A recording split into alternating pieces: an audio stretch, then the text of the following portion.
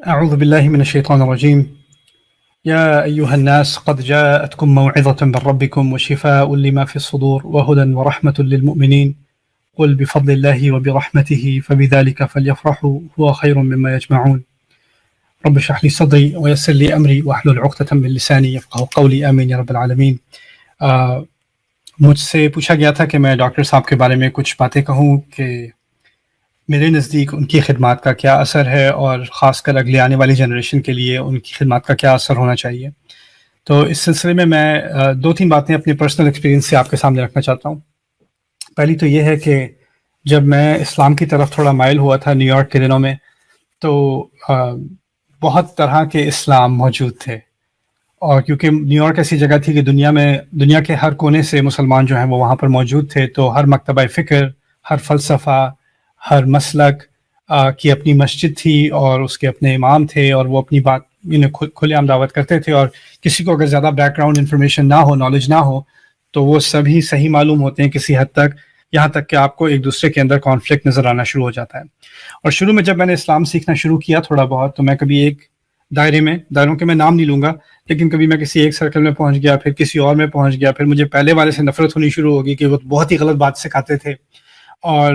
میں جب بھی کسی عالم سے یا کسی مفکر سے متاثر ہوتا تھا تو میں پوری طرح اسی میں اپنے آپ کو ڈبو دیتا تھا. تو کالج کے دنوں میں ہی مجھے ایک میرے دوست ہیں عدنان رحمان بھائی، ان سے ملاقات ہوئی اور انہوں نے کہا کہ تم فلانے کو سنتے ہو؟ انہوں نے کبھی ڈاکٹر اسرار کو سنا ہے؟ میں نے کہا ان کو تو میرے پاپا سنتے تھے، میں نے کیا سننا ہے انہیں، کیونکہ مجھے یاد تھا میرے بچپن کے دنوں میں ابو جو ہیں وہ ان کی ویڈیو کے سیٹ لگایا کرتے تھے، تو اور مجھے ان سے ڈر بھی لگتا تھا. تو میں نے کہا ان کی کیا سننے کی ضرورت ہے؟ کہتے ہیں اچھا نہیں تم سنو یہ. تو ان کے میں نے دروس سنے سورۃ الکہف کے، اور اس کے بعد میں نے ان کا دورہ ترجمہ قرآن سننا شروع کیا، پھر فرائض دینی کا جامع تصور، پھر قرآن کی بنیادی مصطلحات، ایمان، نفاق، شرک، جہاد، خلافہ، ایک کے بعد ایک ان کے لیکچرز میں سنتا گیا. اور مجھے ایسا لگا کہ ٹھیک ہے میں نے اور جگہوں سے بھی کسی حد تک اسلام سیکھا ہے، لیکن اسلام کا ایک ایسا تصور جس میں اس کے تمام حصے ایک ساتھ جڑ کر ایک ہولسٹک تھاٹ آپ کے سامنے آ رہی ہے، ایک منظم فکر آپ کے سامنے آ رہی ہے، جس میں ہر چیز کا آپس میں ایک جوڑ ہے. اور خاص کر اس پہلو سے کہ قرآن کو بھی وہ ایک آیت یہاں سے لے کر اور ایک آیت وہاں سے لے کر دیکھنے کے بجائے قرآن کو ایک کتاب کی شکل میں پیش کیا جا رہا ہے. اور میں نے یہ کبھی ایکسپیرینس نہیں کیا تھا، نہ کبھی کسی خطبے میں، نہ کبھی کسی لیکچر میں، نہ کبھی کسی اسلامی کتاب میں، کہ قرآن پر بات شروع سے آخر تک قرآن کی فکر کو سامنے لایا جا رہا ہے. یہاں میرا تاثر اس وقت تک یہ تھا کہ قرآن میں صرف دلائل ہیں، یعنی اگر آپ نے کوئی بات کرنی ہے اس کی دلیل نکالنے کے لیے آپ قرآن سے کوئی آیت اخذ کر لیں گے یا اس کا کوئی محاورہ قرآن کا استعمال کر لیں گے، لیکن اس کے علاوہ قرآن کو آپ بذات خود اس کا مطالعہ نہیں کرتے، باقی مضامین کی زیادہ اہمیت ہے. ڈاکٹر صاحب کی فکر سے جو ایک بات جس نے مجھے بہت متاثر کیا وہ یہ تھی کہ قرآن کو صرف، ویسے تو ہم سب کہتے ہیں اس کی مرکزی اہمیت ہے اور اسلام کی اصل وہی ہے اور اللہ تعالیٰ کا دیا ہوا نور وہی ہے، لیکن ان کی سوچ میں، ان کے فلسفے میں، ان کی تعلیم اور تدریس میں قرآن کو جو مرکزی حیثیت انہوں نے دی اپنی فکر میں بھی، اور اس کو جیسے پیش کیا کہ اصل میں جو ہماری سوچ ہے وہ قرآن انسپائرڈ ہونی چاہیے، اور قرآن کی بنیاد سے ہی پورا باقی اسلام روشن اور سامنے سمجھنا جو ہے وہ شروع ہوتا ہے. اور رسول صلی اللہ علیہ وسلم کی جو پوری تحریک ہے اس کو بھی آپ قرآن کی روح سے سمجھیں کہ قرآن جو ہے وہ اس تحریک کا ایک نقشہ کھینچا گیا اللہ تعالیٰ کی طرف سے. تو یہ جو یہ باتیں تھیں میں نے کبھی کسی اور کے ہاں نہیں سنی تھی. اچھی باتیں موعظہ جسے کہہ لیتے ہیں، اچھی نصیحت ہو گئی، اچھی بات ہو گئی، کوئی شریعت کے حکام کے بارے میں کوئی تشریح ہو گئی، یہ باتیں میں نے ادھر ادھر سے دیکھی تھیں، لیکن یہ فکر اور یہ سوچ میں نے کبھی نہیں سنی تھی. اس کی وجہ سے میں نے قرآن کے ساتھ میری وابستگی ہو گئی. ان کی انکریجمنٹ ہی تھی کہ انہوں نے کہا تھا کہ ہر مسلمان کو چاہیے کہ جتنا کر سکے عربی سیکھے. اللہ کا بڑا شکر ہے کہ ڈاکٹر عبدالسمیع آئے تھے، انہوں نے دورہ ترجمہ قرآن کیا تھا، ان کے بعد ان سے میں نے عربی پڑھنی شروع کی.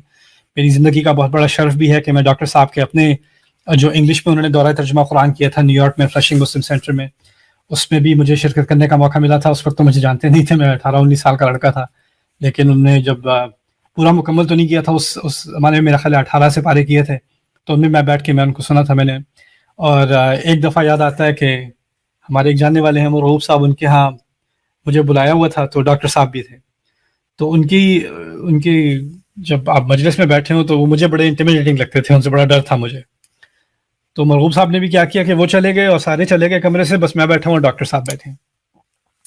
اب میرے یہاں بازو کے بال کھڑے ہو گئے، مجھ سے میرے منہ سے آواز نہ نکلے، اور ڈاکٹر صاحب بھی مجھے اپنی ٹوپی اتار کے بالکل ایسے گھور رہے ہیں، اور پھر مجھے کہتے ہیں آپ بولتے کم ہیں. انہیں پتہ نہیں تھا میں کتنا بولتا ہوں، لیکن سبحان اللہ ان کی شخصیت کا، ان کی فکر کا میرے اوپر تو بہت اثر پڑا ہے، اور ابھی تک میں اس کا فائدہ اٹھاتا ہوں. یہاں تک کہ آج تک میرا کوئی درس قرآن ہوتا ہے، جیسے آج کل میں ایک مطالعہ کر رہا ہوں قرآن کا،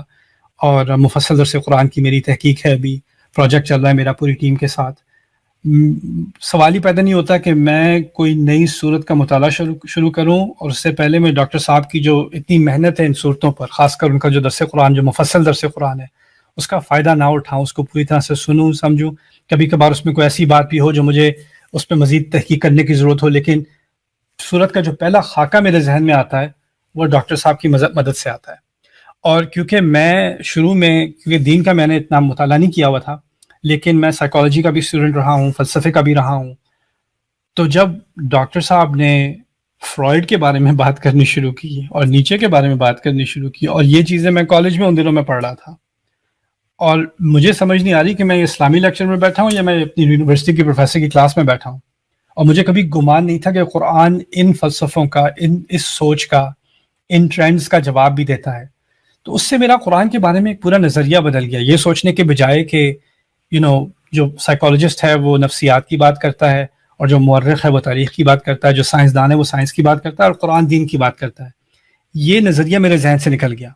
قرآن حقیقت کی بات کرتا ہے، اور قرآن سائیکولوجیکل یا نفسیاتی حقیقت سائیکالوجسٹ سے زیادہ جانتا ہے. قرآن تاریخی حقیقت مورخ سے زیادہ جانتا ہے، اور اس پر زیادہ ایکوریٹ تبصرہ کر سکتا ہے. یعنی ان تمام علوم کو، ان کا علوم کا سب سے جو ان کے اوپر جو العلیم ہے وہ اللہ تعالیٰ ہے، اور اس نے یہ کلام نازل کیا ہے. تو اسی قرآن کی جو فوقیت ہے وہ کلمۃ اللہ العلیٰ، وہ ڈاکٹر صاحب نے ذہن میں بٹھا دی.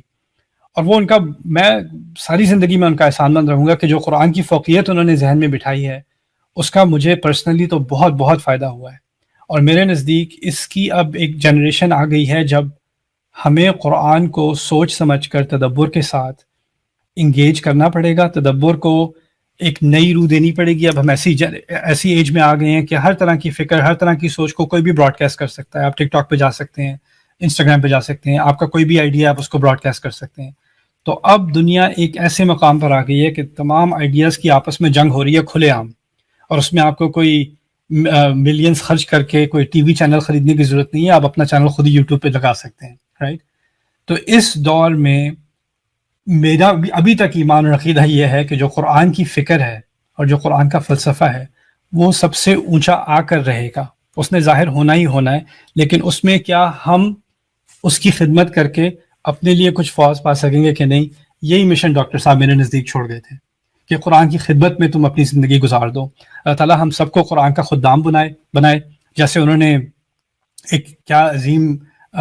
کنٹریبیوشن کی انجمن خدام القرآن کی، جس کے میں ابھی تک میں اس کا استفادہ کرتا ہوں. تو اللہ تعالیٰ اس محنت کو ہمیشہ جاری رکھے، ہم سب کو ان کا صدقہ جاریہ بنائے، اور ہماری آگے آنے والی جنریشن کو پچھلی جنریشن سے زیادہ قرآن کے ساتھ اٹیچ کر دے. جزاکم اللہ خیرا. السلام علیکم ورحمۃ اللہ تعالی وبرکاتہ.